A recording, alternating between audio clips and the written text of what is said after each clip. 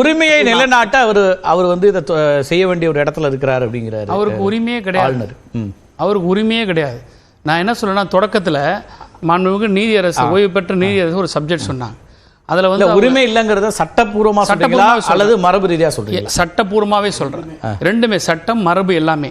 நான் வந்து முதல்ல மாண்புமிகு ஓய்வு பெற்ற நீதியரசு சொன்ன சப்மிஷன்லேருந்து வரேன். நான் அவங்க என்ன கொண்டு போனாங்கன்னா, போன ஆர்குமெண்ட்டில், போன ஸ்தலத்தில், அதாவது ஆளுநர்ன்ற ஒரு அதிகாரத்தை வந்து நீங்கள் கொஸ்டின் பண்ண முடியாது, ஆளுநர் இருக்காருன்றது இதில் இன்ன வரைக்கும் அதில் யாரும் நம்ம பேசலை. ஆளுநர் தான். ஆனால் இந்த 10 பில் வந்து ஆக்டாக வந்துட்ட பிறகு வேந்திருந்த உரிமையை வந்து இழக்கிறார். அதை முதல்ல பார்க்கணும். அவர்தானே வேந்தரா தொடர்கிறார், உரிமை இழக்கிறார்னா என்ன மீனிங்ல? இந்த 10 சட்டமே என்னன்னா, கவர்னர் வந்து சான்சலர்ன்ற இடத்துக்கு பதிலாக கவர்மெண்ட்னு வந்துருச்சு சார். இப்போ நீங்க வந்து ஒரு வாதத்துக்கு கவர்மெண்ட்னா வேற யார், அப்ப ஆளுநர் இல்லையான்னு ஒரு நல்ல ஒரு டெக்னிக்கல் கொஸ்டினை கேட்கிறார். கவர்னருங்கிறது வந்து அவர் வந்து தேர்ந்தெடுக்கப்பட்ட ஒரு நபர் அல்ல.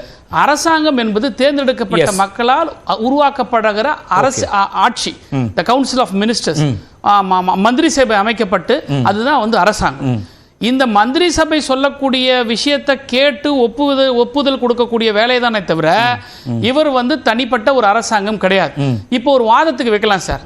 இப்ப ஆளுநர் வந்து அரசாங்கம் சொல்றான்னு வச்சுக்கோங்க.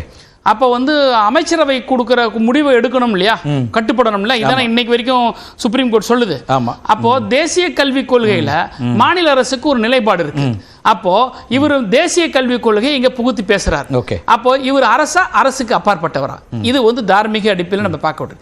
ரெண்டாவது சார், இந்த மாநாடு நடத்துவதில் அவர் மத்திய அரசுடைய கொள்கையை தானே சொல்றாரு, வேறு ஒரு அவருக்கு வேலை இல்லை சார். மத்திய அரசு கொள்கையை கொண்டு வந்து புகுத்துறது வந்து மத்திய அரசு சார்பாக இருக்கக்கூடிய ஒன்றிய அமைச்சர்கள் பேசலாம், மத்திய ஆட்சியில் இருக்கக்கூடிய கட்சி சார்பாக அந்த கொள்கை பரப்பு செயலாளர்கள் பேசலாம்.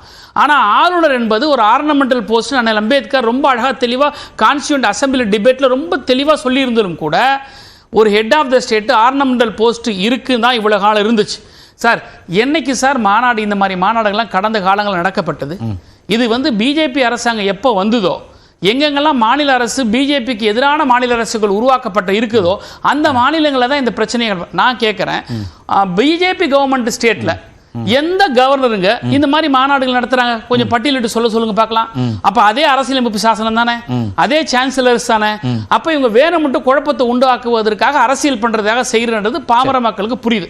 இன்னொன்னு சார், இந்த மாநாட்டின் மூலமாக உள்ளபடியே வந்து உயர்கல்வியின் மீது அக்கறை இருக்கக்கூடிய ஒரு ஆளுநராக இருப்பாரே. ஆனால் சார், போன மாநாட்டிலேயே உங்களுக்கு துணைவேந்தரனுடைய நியமனங்கள் வந்து வேக்கன்சி இருந்து சார், இன்ன வரைக்கும் வேக்கன்சி இருக்கு சார். அது யார் காரணம்?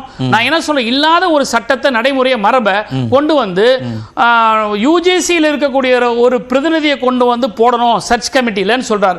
இது எதுக்காக பண்றாரு இவரு? அதெல்லாம் தான் மாறிடுச்சுல. இன்னைக்கு உங்ககிட்ட அதிகாரம் வந்துருச்சு, வைஸ் சான்சலர் நியமிக்கக்கூடிய அதிகாரம் அரசாங்கத்துக்கு வந்து சார். இது இப்போ வந்தது சார். இனிமேல்ட்டு வந்து தமிழ்நாடு அரசாங்கம் வந்து இதுக்கு சர்ச் கமிட்டி போடும்போது இதெல்லாம் பார்க்க போறாங்க. ஆனா இந்த ஓராண்டு காலம் நீங்க என்ன செஞ்சீங்க? அப்ப நீங்க உயர்கல்வி மேல அக்கறை உள்ளவங்க, போன மாநாட்டுக்கே நிறைய வேகன்சி இருந்துச்சு இல்லையா? நீங்க வைஸ் சான்சலர் ஃபில் பண்றதுக்கே நீங்க முட்டுக்கட்டையா இருக்கும்போது நீங்க என்ன உயர்கல்வி மேல உங்களுக்கு அக்கறை இருக்கு? இன்னொரு விஷயம் சார், இப்ப மாநாட்டில் ஏன் அரசு இணையணும், அரசு இணைந்து தான் செய்யணும்ன்றதுக்கு என்ன அர்த்தம்னா, இப்போ வந்து தனிப்பட்ட முறையில் வந்து பல்கலைக்கழக துணைவேந்தர்களுக்கு அதிகாரம் கிடையாது. இப்போ அண்ணா பல்கலைக்கழகத்தில் நான் இருக்கேன், இதே மாதிரி தமிழ்நாடு நேஷனல் லா யூனிவர்சிட்டியில் இருக்கும்.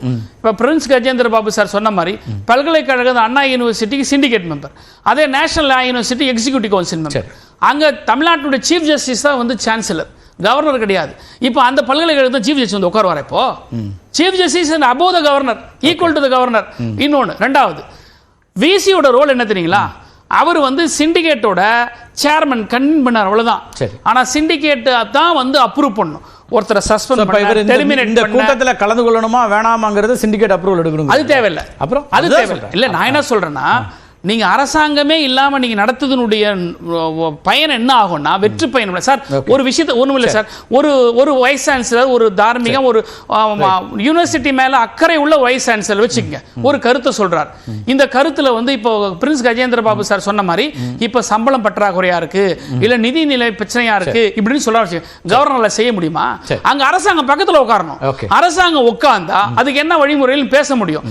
எல்லாத்தையும் விட்டுட்டு இவங்க தேவையில்லாம வந்து அரசியல் செய்வதற்காக தான் இந்த மாதிரி கல்வி சூழலை குறித்து ஆலோசிப்பதற்கு அப்படிங்கிறாங்க, பல்வேறு தலைப்புல கொடுக்குறாங்க. அதை ஆலோசனைக்கிறதுல எக்ஸிகியூஷன் ரெண்டாவது சார், ஆலோசிக்கிறது அல்லது அதை பத்தின புரிதல் ஏற்படுத்துறதுக்கு நான் முயற்சி பண்றேன். ஒரே ஒரு செகண்ட் சார், இந்திய அரசியலமைப்பு சட்டத்தின்படி ஒரு மாநில அரசாங்கம் குழந்தை பருவத்திலிருந்து உயர்கல்வி வரை கொண்டு போவதற்கு எல்லா உரிமைகளும் மாநில அரசுக்கு தான் இருக்கு. இந்த கல்லூரிகளுக்கான மேல் படிப்புக்கு போறாங்க பாருங்க, அந்த பாடமுறைகளை மட்டும்தான் அதை ரெகுலரைஸ் பண்றதுக்கு யூஜிசி என்ற ஒன்றிய அரசினுடைய கட்டுப்பாட்டுக்குள்ள வருதே தவிர மற்றபடி எல்லாமே மாநில அரசு தான். இவங்க அந்த கரிக்குலத்துல மேனேஜ்மெண்ட்ல அந்த யூஜிசி கட்டுப்பாட்டை வச்சுக்கிட்டு இவங்க உள்ள வராங்க, ஹையர் செகண்டரிக்கு உள்ள வராங்க, பிரைமரிக்கு வரைக்கும் இவங்க உள்ள வராங்க. இப்ப நான் என்ன கேட்கிறேன், இவங்க சொல்ற மாதிரி அது ரெண்டாவது, அதாவது கல்விக்குள்ள மத்திய அரசாங்கம் வருது, ஆளுநர் மூலமா வருதுங்கிற ஆர்குமெண்ட் வரீங்க. ஆமா, நம்ம பேசுவோம் தனியா. சரி, இப்போ இவங்க சொல்றாங்க முன்னிறுத்தி இருக்காரு, அந்த அஜெண்டா ஃபிக்ஸ் பண்ணிருக்காரு இல்லையா, இந்த அஜெண்டாவை எப்படி ஒரு இம்ப்ளிமெண்ட் பண்ண முடியும்? மேதகு ஆளுநர் இந்த அஜெண்டா பேஸ் பண்ணி என்ன இன்ஸ்ட்ரக்ஷன் கொடுக்க முடியும்? எக்ஸிகியூஷனே இல்ல சார், புரிதலை ஏற்படுத்துறதுக்கு ஒரு விவாதத்தை நாங்க நடத்துகிறோம், பல கல்வியாளர்கள் வர்றாங்க, இது துறை சார்ந்தவர்கள்லாம் வர்றாங்கன்றாங்க. இப்போ இதுல இந்த இன்னைக்கு அறிக்கையிலே பாத்தீங்கன்னா முதன்மை அறிவியல் ஆலோசகர் பேராசிரியர் அஜய்குமார் சூட் இந்தியாவின் முதன்மை அறிவியல் ஆலோசகர் வராரு.